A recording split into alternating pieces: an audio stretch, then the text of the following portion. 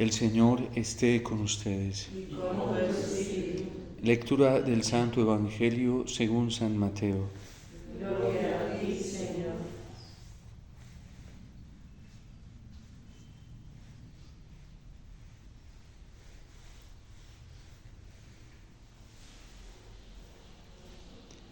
En aquel tiempo Jesús dijo a sus discípulos: Cuando ustedes hagan oración, no hablen mucho, como los paganos, que se imaginan que a fuerza de mucho hablar serán escuchados. No los imiten, porque el Padre sabe lo que les hace falta antes de que se lo pidan. Ustedes, pues, oren así: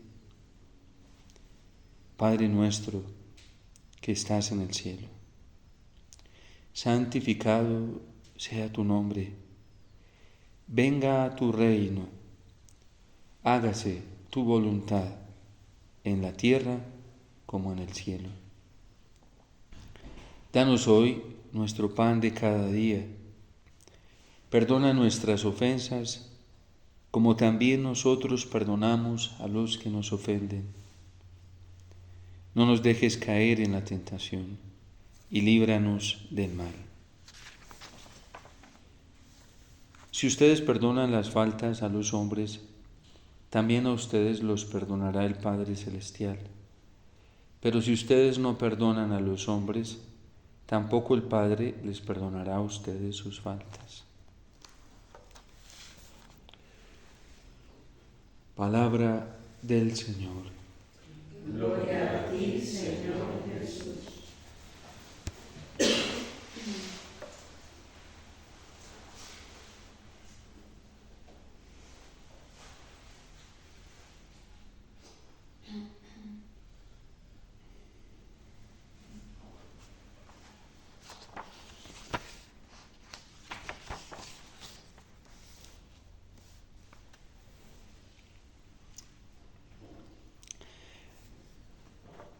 Las glorias que está reconociendo hoy el libro del Eclesiástico en el profeta Elías, pues las vemos sintetizadas en el Padre Nuestro. Todo lo que hizo Elías de esa dependencia tan grande de Dios, de ese amor tan grande, primero que recibió de Dios y que después comunicó, nos enseña a nosotros cómo Elías no tuvo una imagen distorsionada de Dios, como se distorsionó en la fe de Israel, en la fe de los reyes, en la fe de los sacerdotes, en la fe de los profetas que enseñaban y adoctrinaban al pueblo, y en lo que la gente ya afectada por una fe dañada que se les había transmitido, una fe viciada, vivía y enseñaba a sus hijos. Y por eso dice que con esto diezmó al pueblo, porque a través de Elías y de la palabra, primero que él había escuchado, la palabra de Dios que había experimentado en su corazón, el verdadero amor de Dios que él había conocido, él primero se dio cuenta que no coincidía con ese Dios que le transmitían, que le enseñaban, que era muy diferente. Y luego ese le generó un celo tan grande porque la gente se diera cuenta cómo era Dios verdaderamente. A Elías se le atribuye la renovación de la fe en Dios como un Dios único, un Dios verdadero, un Dios que no está comparado a nadie más en la tierra. Se le llama monoteísmo, la fe monoteísta de Israel. Y con Elías el pueblo purificó eso. Y por eso diezmó al pueblo, porque lo que hizo fue separar a unos de otros.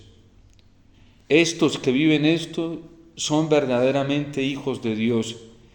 Estos que viven la fe de esta manera no son verdaderos y auténticos hijos de Dios. Y vemos cómo fue perseguido. Fue perseguido por los mismos hermanos de su raza, por los mismos hermanos de religión. Pero esas son las glorias de Elías. Que el amor de Dios que había experimentado, había sentido al escuchar la palabra de Dios y que él había conocido, le dio toda esa fortaleza y esa valentía que ayer le pedíamos al Señor con el Salmo, para oponerse radicalmente a todo lo que no era el verdadero Dios. E incluso dice el libro del Eclesiástico que hizo caer sobre los israelitas hambre para enseñarle al pueblo que Dios era el único y el gran proveedor del alimento que ellos necesitaban, como nos lo enseña hoy el Padre Nuestro. Danos hoy nuestro pan de cada día. Y no porque quisiera hacer a los israelitas unos perezosos que se sentaran y no trabajaran para que recibieran todo de manera holgadamente, sino para enseñarles que había que trabajar por el pan cotidiano sabiendo que venía de Dios, que poniendo las fuerzas cada uno, todo les iba a venir de Dios. Y es que así es que se da precisamente el crecimiento en la providencia de Dios. Por eso la Iglesia nunca acepta una esperanza presuntuosa donde crea que lo va a recibir todo sin esforzarse en nada. Es una forma de presunción, creer que uno va a obtener todo, incluso hasta la misericordia, el perdón y el cielo, sin esforzarse, sin trabajar por el cielo. Eso no es posible. Y por eso el pueblo de Israel pasó esta carencia de pan, vivió esta necesidad de pan y se vio escaso del alimento material, para que ellos supieran que todo venía de Dios y que se tenían que esforzar, como Dios lo hizo cuando creó el mundo y creó todo para darnos un mundo tan maravilloso.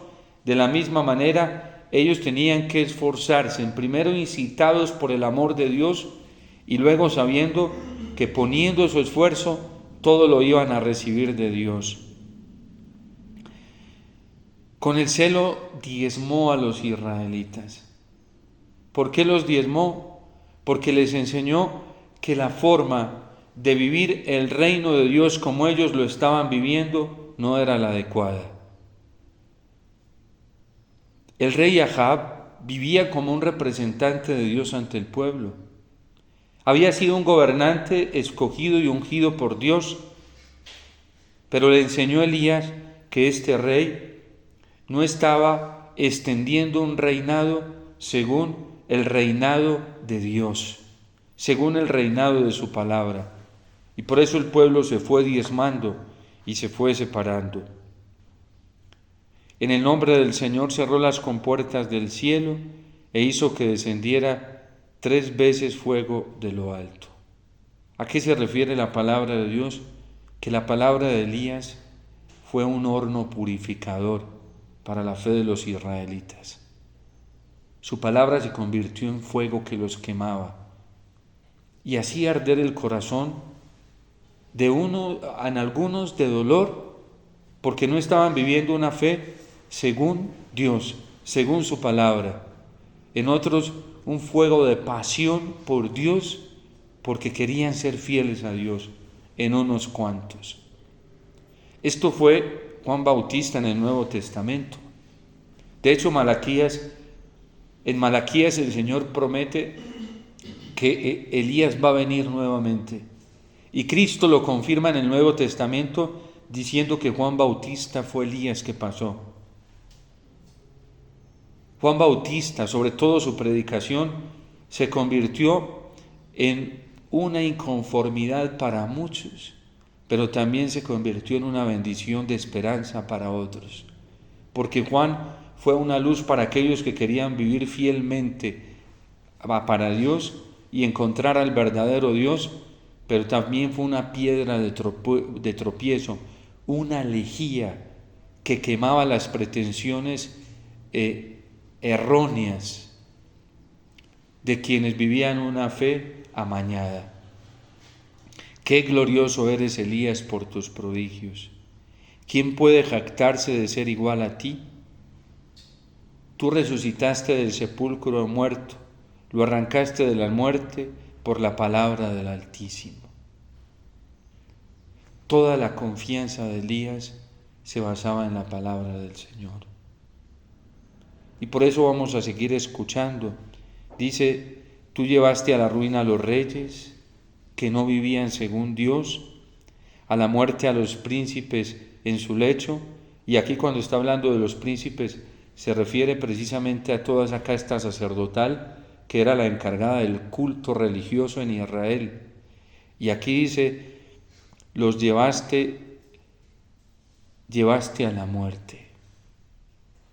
Tú escuchaste las amenazas de Dios en el Sinaí, es decir, que Elías tuvo como único criterio de su predicación y de su vida los 10 mandamientos.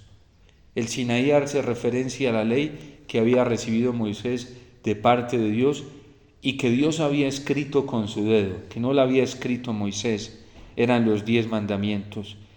Y sus palabras de castigo en el Horeb, porque fue en el Horeb donde Dios sentenció que al pueblo rebelde lo iba a purificar, lo iba a castigar.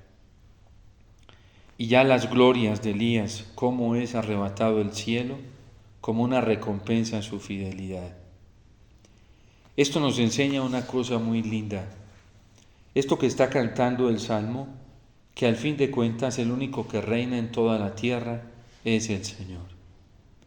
Y que nosotros no podemos poner nuestra esperanza en ningún otro poder, ninguno, ni siquiera religioso. El único reino, el único que reina en la tierra es el Señor. Y por eso dice, alégrese la tierra, cante de regocijo el mundo entero. El trono del Señor se asienta en la justicia y el derecho. Por eso a nosotros no nos puede preocupar lo que está pasando. ¿Quién se atormenta hoy? El que no vive rectamente para Dios, el que no está buscando una dependencia absoluta de Dios, el que no quiere ser santo, el que todavía no se ha decidido por el reino de Dios y su justicia, que es vivir lejos del pecado, lejos del mundo, lejos de toda dependencia humana. Porque el Señor está pasando como lejía y está pasando como fuego purificador, y hay gente muy atormentada. Hay gente muy descompuesta psíquicamente, pero esas descomposiciones y esos desequilibrios se dan cuando uno se resiste a buscar al Señor de todo corazón.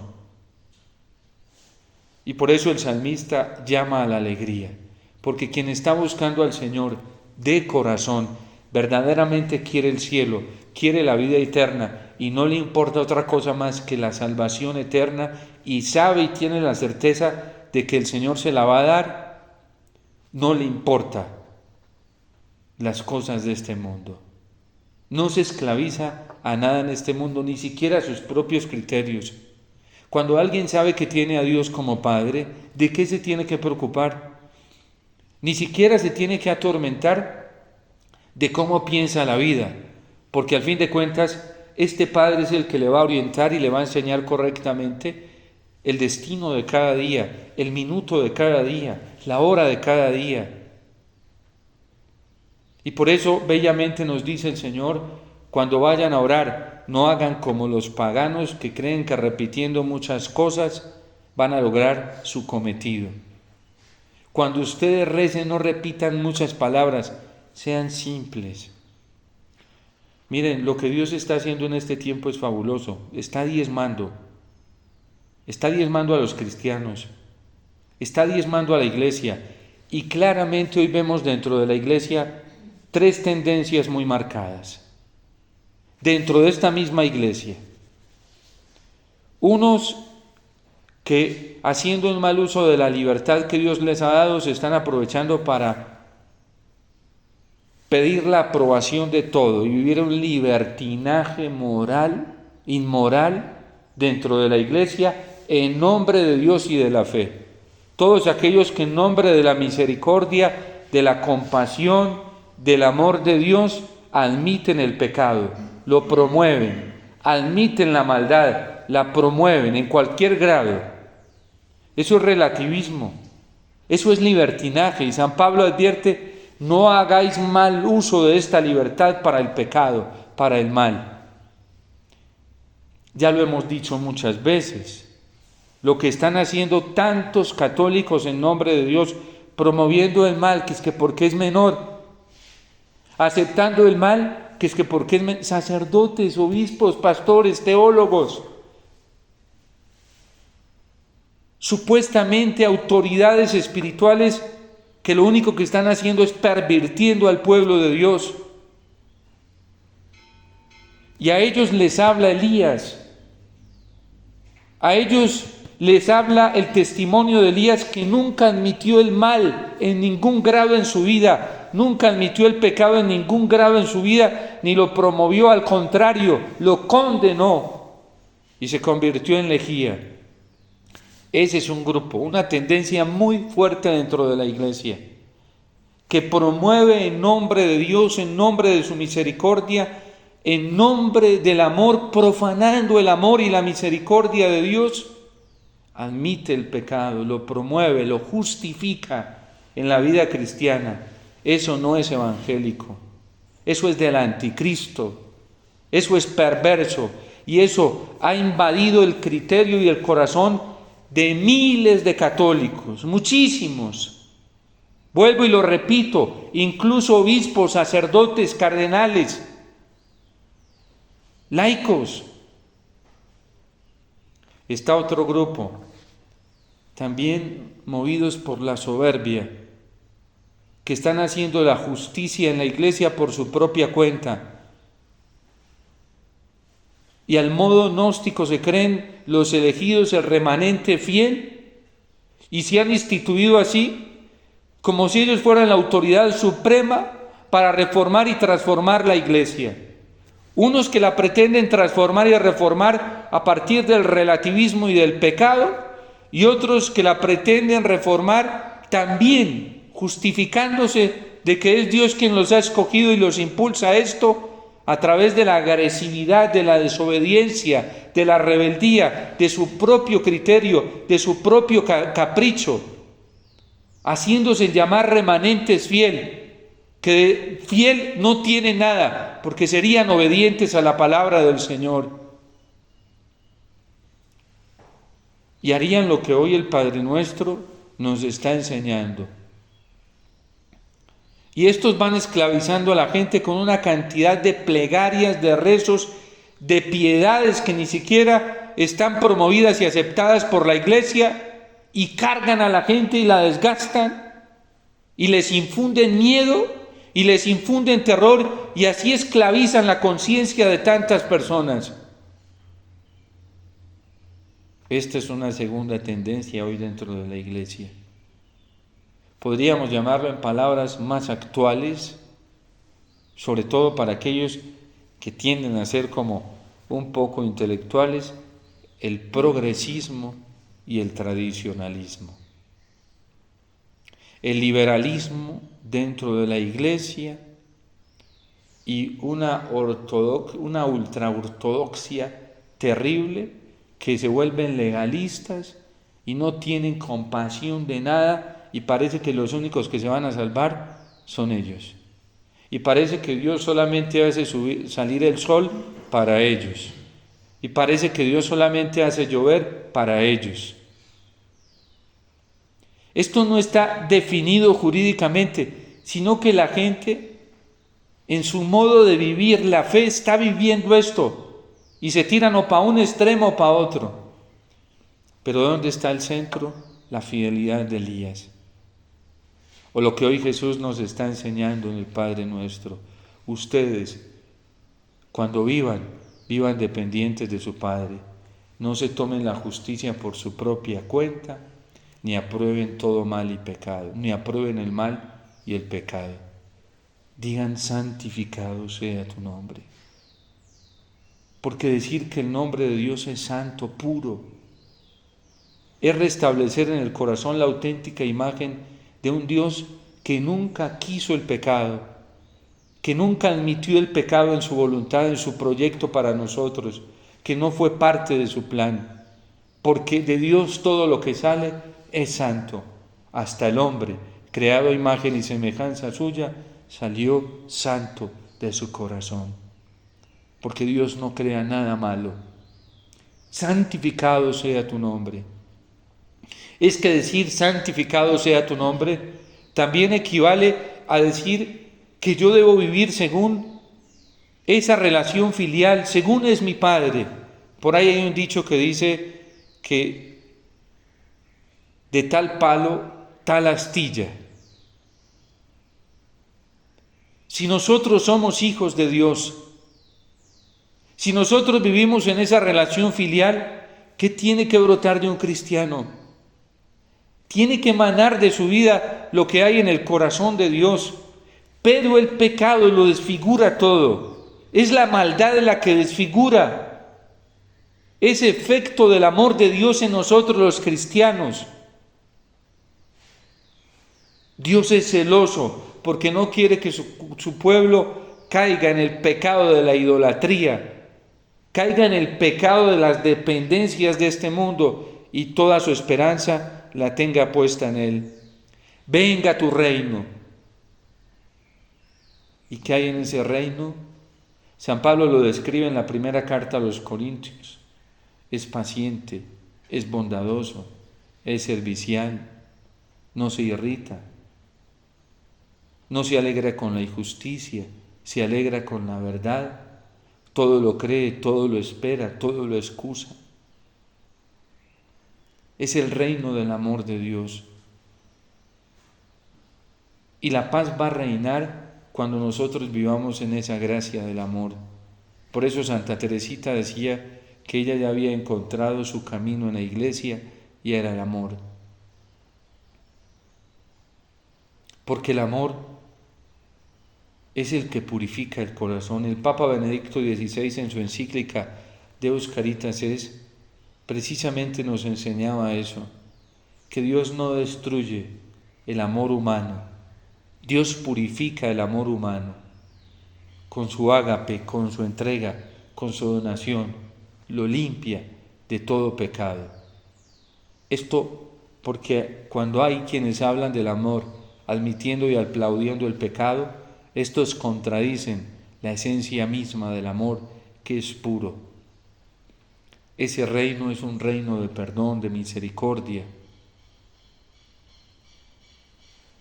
pero nunca admitiendo el pecado y el mal como parte de la misericordia, porque esa no es la misericordia.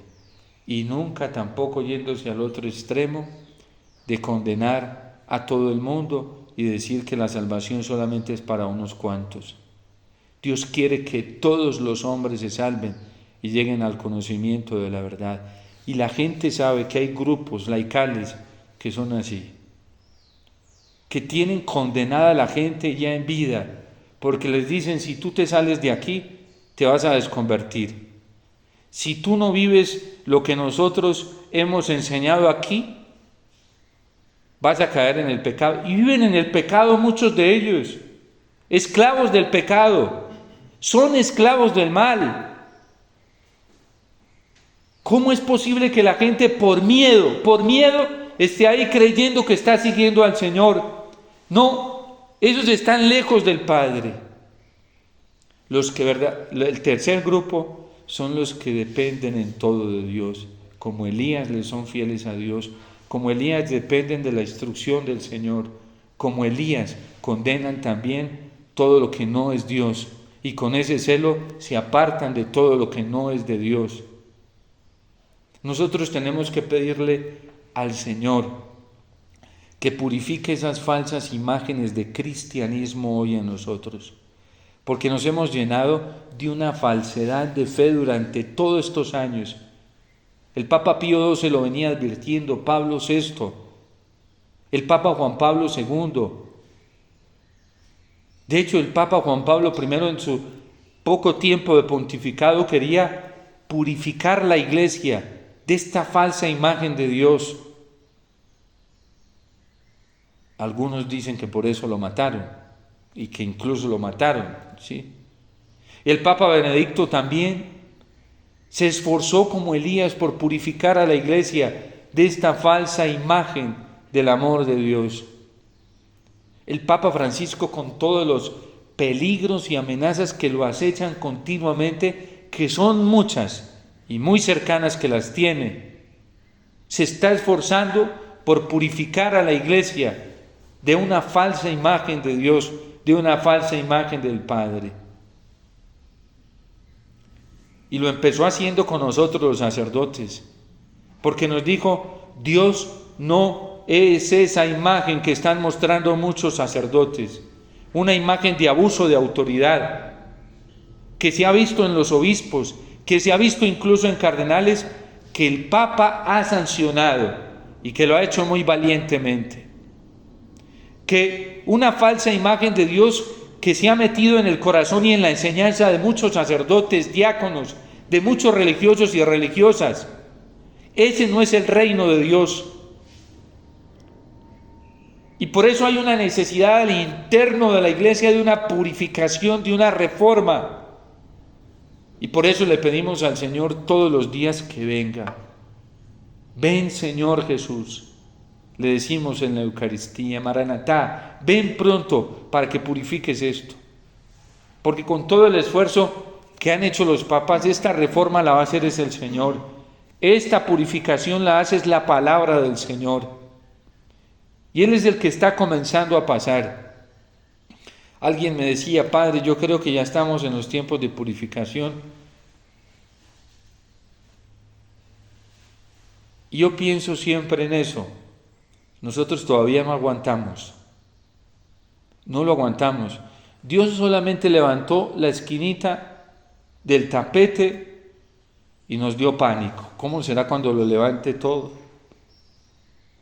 Por eso tenemos que llenarnos de esa confianza, de ese amor del Padre, para poder soportar con alegría, con paz, con amor, con gozo los tiempos venideros. La humanidad no está soportando. En la iglesia los católicos no están soportando. Y eso que apenas es una esquinita del tapete.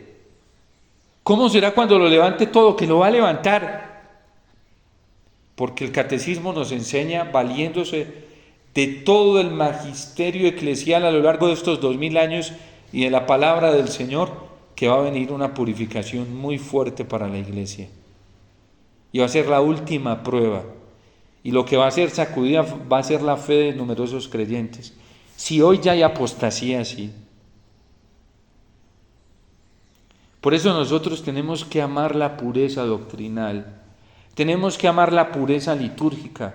Tenemos que amar la pureza de la celebración eucarística. Tenemos que amar la pureza de la espiritualidad. Y es lo que está haciendo Cristo al enseñarnos el Padre Nuestro. No se llenen de muchas cosas. Miren, solamente hagan esto. Céntrense en esto. Pídale al Padre que venga a su reino. Pídale al Padre que se haga solamente su voluntad en la tierra como en el cielo. Pídanle al Padre que les dé el pan de cada día, no más. Ustedes no necesitan más, lo que necesitan para vivir cada día. No se afanen por más. Pídanle al Padre que les perdone las ofensas, así como también ustedes perdonan a los que los ofenden. Pídanle al Padre que no los deje caer en la tentación y que los libre del demonio, porque aquí se está refiriendo al mal como una persona, como una entidad personal que es el demonio. Jesús lo pidió en la oración sacerdotal. Padre, no te pido que los saques del mundo, sino que los libres del maligno. Ellos no son del mundo, como yo tampoco soy del mundo. Que nosotros podamos estar ahí en el centro, en la fe verdadera, como Elías, como Eliseo. Que nosotros como el salmista podamos decir con alegría, mi Rey es el Señor. Y alégrese todo el que tiene a Dios por Rey, el que lo busca por Rey. Y pidamos para que esta idolatría que ha manchado el corazón de tantos católicos, con esta desvirtuación de la verdadera imagen de Dios Padre y estas enseñanzas tan dañadas de una falsa imagen de Dios, de un Dios que no coincide con el Dios Padre de nuestro Señor Jesucristo y que se nos enseña en el Evangelio, para que todas estas personas y todos lleguemos a una conversión verdadera, a descubrir quién es Dios en verdad. como lo descubrió la mujer samaritana, diferente a como se lo habían enseñado y transmitido.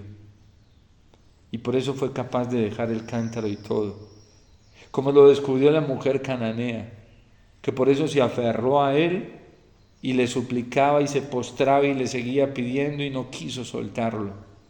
O como la mujer hemorroísa, que descubrió a un Dios diferente al que había escuchado que le predicaron durante muchos años. Nosotros tenemos que descubrir a ese Dios verdadero, o como el que descubrió Zaqueo, que fue capaz de bajarse de ese árbol, dejarlo todo, repartir sus bienes a los pobres y lo que había robado, reparó, devolviendo 4 veces más de lo que se había robado. Que nosotros descubramos al Dios verdadero, porque Zaqueo descubrió a este Dios, que da el pan de cada día, y por eso no le importó si se iba a quedar sin nada. Que el Señor hoy nos lleve a descubrirlo de manera extraordinaria como Él es, donde se revela plenamente, plena y totalmente, que es en la Eucaristía. Aquí encontramos a ese Dios, aquí encontramos ese reino, a ese Padre, aquí encontramos esa voluntad nítida de Dios, aquí encontramos ese pan cotidiano para todo. Es un pan mejor que el maná, porque no solamente nos alimenta materialmente, sino que nos alimenta también espiritualmente y nos da una fortaleza para vencer todas las pruebas y las tentaciones que nos encontraremos en el día. Este pan del amor, que es suficiente y que Dios nos demuestra que es fiel, dándonoslo todos los días. Dios te salve María, llena eres de gracia, el Señor es contigo, bendita tú eres entre todas las mujeres, y bendito es el fruto de tu vientre, Jesús.